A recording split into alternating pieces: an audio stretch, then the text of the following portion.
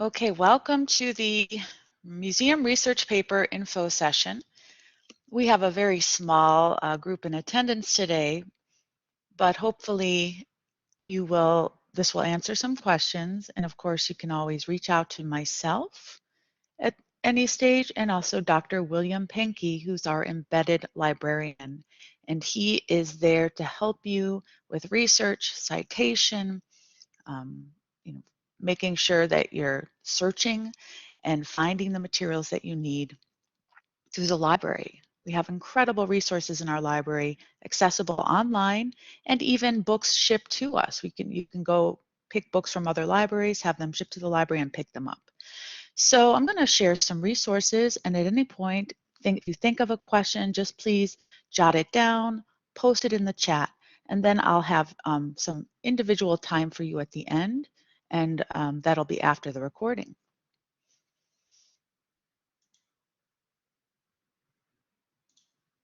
I'm going to share my screen. Okay, so the paper is really going to be the entire focus of next week. However, we need to start working now, right? Writing is a process, research is a process, developing ideas takes time, refining those ideas takes time. So I'm really, really encouraging us to start like now. So I want to show you some materials that will be very important for the paper, and also just offer some extra tips and information. So all the materials related to this final paper is kind of our big final project. It's in Module 14. And you'll see that I'm going to show you the different materials to access and kind of talk about the assignment. Right? So really you're going to be virtually, because the Art Institute of Chicago just recently opened, and I used to force students to go down and encounter a work, but I know because of COVID, I'm not requiring. But you will need to virtually visit the Art Institute of Chicago's collection and select an artwork that falls within the period of our course. So we're looking at any work from the European collection between 1300, so it's like late Gothic, all the way up through the 1850s. Now, please be careful, because I have had students write papers about Monet and Van Gogh, and while they are wonderful artists and have works at the Art Institute, they are too, they're modern, right? We end with the Romantics, so 1850 is our cutoff. So if you have questions about your work that you selected, no problem, email me, we can talk about it. But the goal of this assignment is to really get you to look at a work, to think about it visually, to place it in the context of the culture, the art period, the movement, various factors that influenced its production and how it was created. And to do all that right through the research paper, which means you will have to develop an argument or thesis, and then through visual analysis and researching secondary sources, supporting your claim or argument in around a 6 to 8 page paper. Okay, so the guidelines for this assignment are here. Okay, we'll look at them in a moment. I just want to orient you to what's in this folder. I really have been thinking more about kind of helping you develop the thesis. That tends to be the hardest part of the paper. Once you have a good thesis statement and a good kind of research agenda, that really helps. So brainstorming is really important. So don't skip this part, right? Check out this link. It's got some really useful ways of kind of generating ideas and topics. I have some sample topics, right, that you can start with. These are samples. So for example, they are general, they're works from the museum that offer some general questions. However, they are not fully developed thesis statements. They're not fully developed research topics. So, they're starters. So you could use them to kind of start brainstorming and develop your own thesis. These are different questions. I have a rubric which kind of shows you what I'm looking for and what I use to grade your papers. And then very important here are some resources that will help you through the process. The paper will be submitted here, so you will be submitting your paper to the link, and you will need to make sure you check that it will go through SafeAssign. It's a plagiarism checker. So please, if you haven't already, watch the video that I sent out about plagiarism.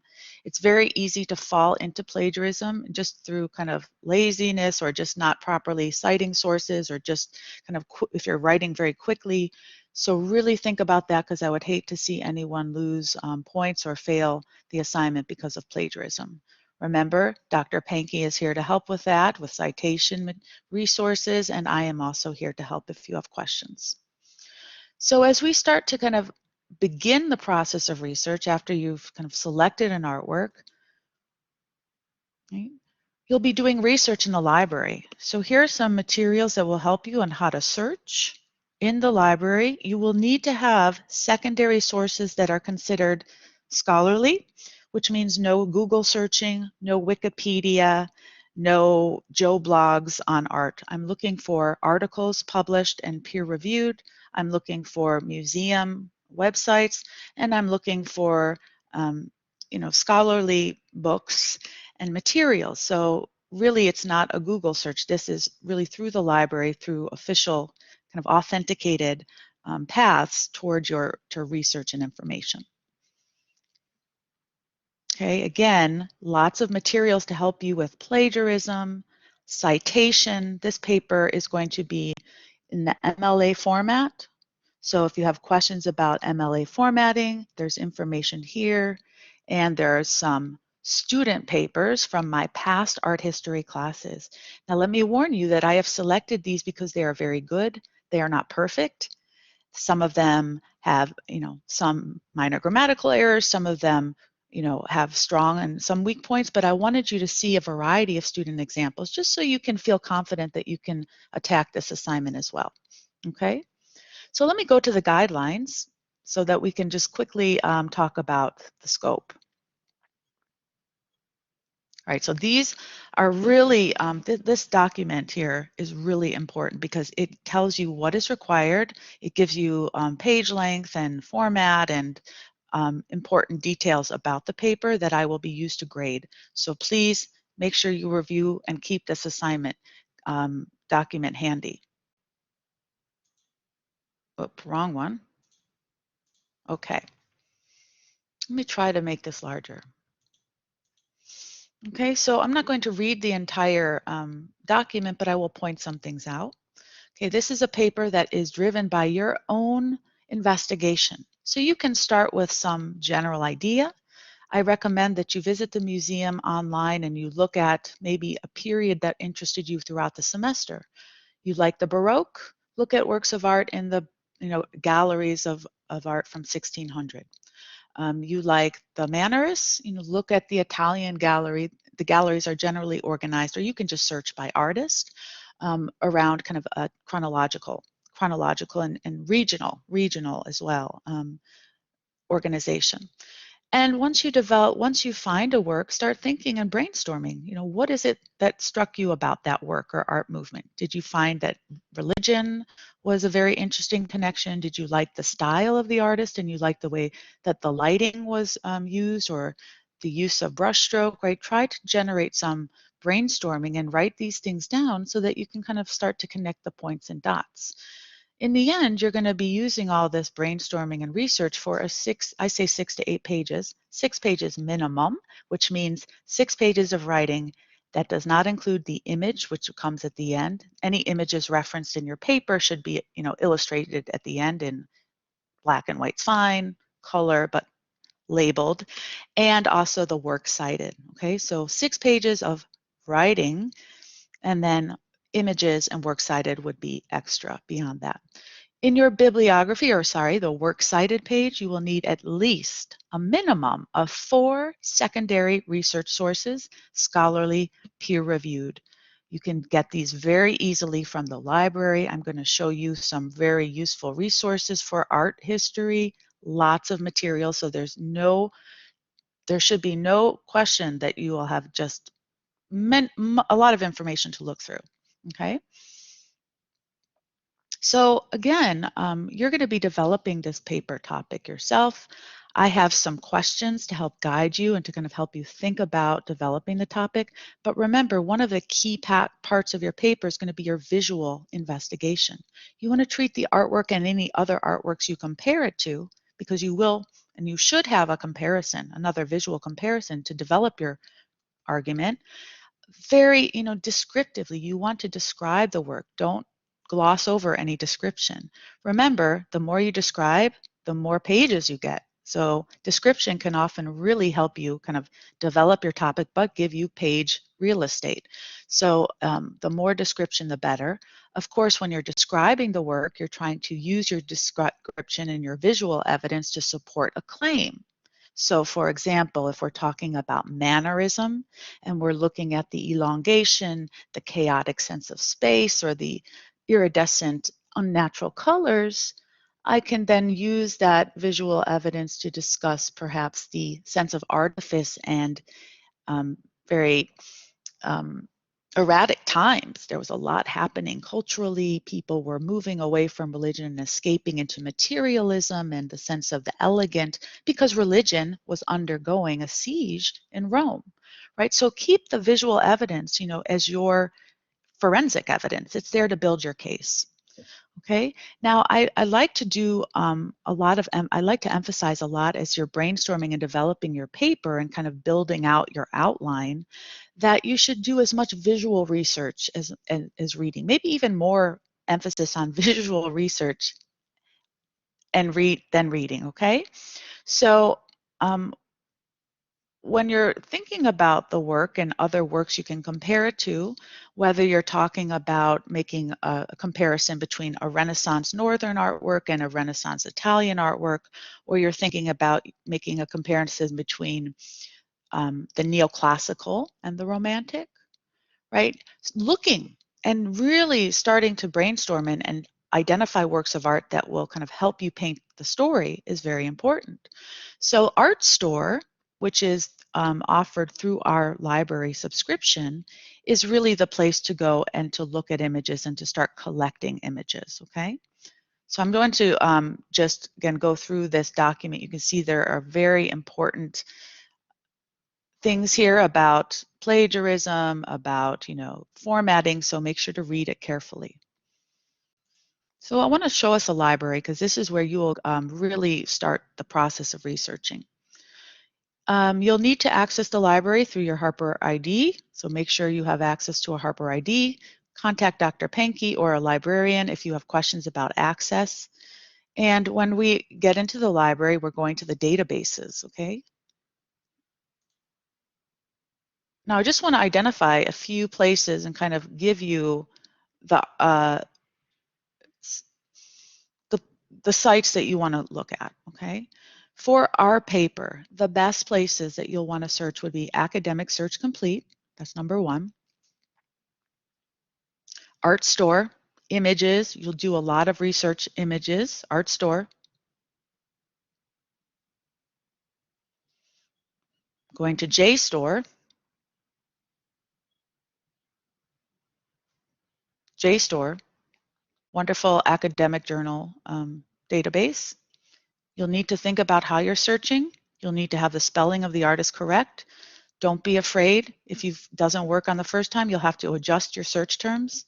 I have some videos on how to search, and also Dr. Pankey can help you with search terms, how to find things, how to limit, right? You might hit 1,000 books. So how do you limit that and refine your search, okay? And finally, really easy to use and excellent resource is Oxford Art Online. I think this is the best place to start. When you start with the process, I like to say, look at a lot of images and look at Oxford Art Online. It is a very kind of encyclopedic, it's an encyclopedia, and it's going to give you the broad view. And from the broad view, you can then refine it. It's always best to start broad and refine. You can also, think about an individual or specific idea, but then try to think, what was the time period? Who's the artist? Where were they working, right? So by going to Oxford Art Online, right, you'll see that there's Grove Dictionary of Art, and then there's the Benezet Dictionary of Artists. I like to start here with Grove. So I'm going to click on Grove. And let's say we're looking at Fuseli, the Romantic painter. Spelling is correct.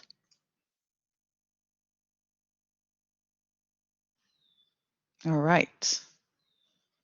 All right, so I have some information here. All right, I'm curious as to why I didn't get a closer hit. However, look at all this, right? I've got all these search terms too, which can definitely help me find more articles and article and information. Okay, so let's try another one.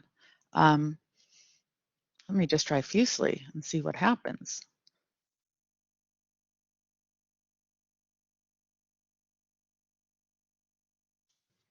Okay, here we go. All right, so we've got images. I've got some interesting articles here that might be interesting for me to read. All right, so it looks like right here,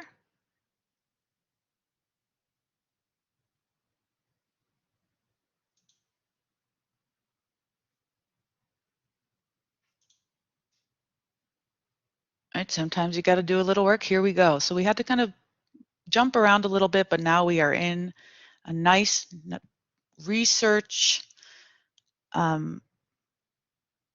well-researched, very useful article that will give us some overview. These are great for starters, and then working maybe further by researching other aspects of Fuseli's works in journals, but starting here is great. And there's a bibliography. Always look at a bibliography because it's the author's done the work for you. Sometimes the bibliography will have works in other languages, which obviously will be maybe not useful, but always check a bibliography to see if there's a source that you might be able to access. Let's try one more. How about Giotto?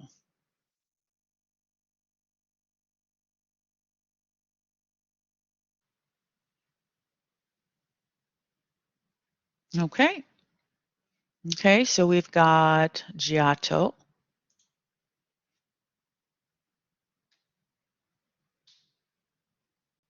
Right here we can see the different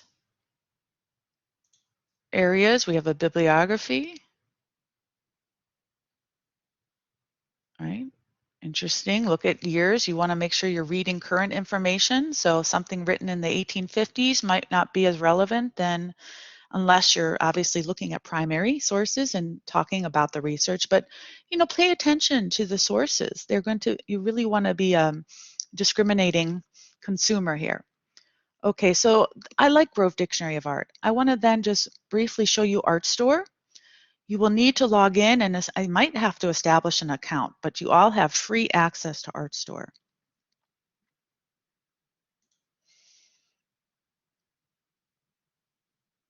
All right, so once you get into ArtStore, you might have to provide some proxy or your account criteria, and then you can establish your own account in ArtStore where you can start saving images. But what I'd like to do is just do a general search here, and let's look at Giotto. Okay, so now you can see I've got a whole list of images. There's 872 results. You can start to, just browse and get familiar with the artist's style. You can zoom in. This is absolutely what you should be all doing. You need to be looking very closely at the work of art. You could do kind of comparisons. But getting familiar with the artist, learning about the way they approach the imagery and their kind of style is going to be very useful. And again, there's other ways to limit. I don't want you to get too bogged down, but doing a general search with the artist's name, and then maybe even when you see a little, what is this here? It selects other images of that work, so you can kind of find analogous images here. Okay, let's do one more. Let's do Plantormo, mannerist. Okay, now we've got a lot of Plantormo, and we can look at works here and zoom in. Look at very interesting details. Right, mannerism. You can do some saving of images. You can compare. Maybe you want to compare and do a kind of comparative study and kind of brainstorm or some visual. That looks like Masaccio in the expulsion of Masaccio's tribute money. Interesting, but right, you're getting to learn the artist and you're really exploring the work so that you can include all that wonderful visual evidence in your paper. And the other thing I like about JSTOR is that you can cite the image, so you can do that very easily and capture all the information. You can print it, download it to include in your paper. So ArtStore is really incredible for your research. If you're having difficulty, please contact Dr. Pankey or myself. And again, you want to look at a lot of works by the artist, and or if you're talking about mannerism, look at a bunch of mannerist artists and start to think about, what makes them similar or different. You might be talking about color and light. Weird, look at this strange thing with the hand, these kind of strange mannerist treatment of proportion and scale. So lots of wonderful things to do. Make sure to jot these down in a document as your brainstorming document. Okay, so getting back to our discussion. We don't have a large group today, but I'm hoping that you'll think of questions and you'll contact me and or Dr. Pankey. I would like to show you, actually before, let me share my screen one more time. There is a discussion board I created in Blackboard. So if you want to go to discussion board directly here, this is a place where you can post questions. I'm going to ask all of you to post your research topic.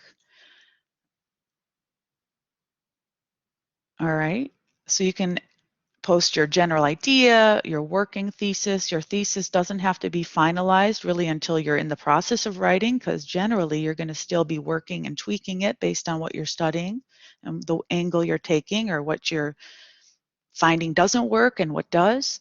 And then questions about, how do I search, or does anyone have any ideas about this? Let's all try to help each other. Some of you will have the same topic. Share, not plagiarize, but share articles or ideas. And I will be checking in here as well. So you can post a discussion board question. I'm sure if you have it, other students are having it, and you also might find some tips from other students working in your general topic area. All right, so that is all I wanted to say at this point. I'm going to now go back and end the recording. And please reach out if you have any questions.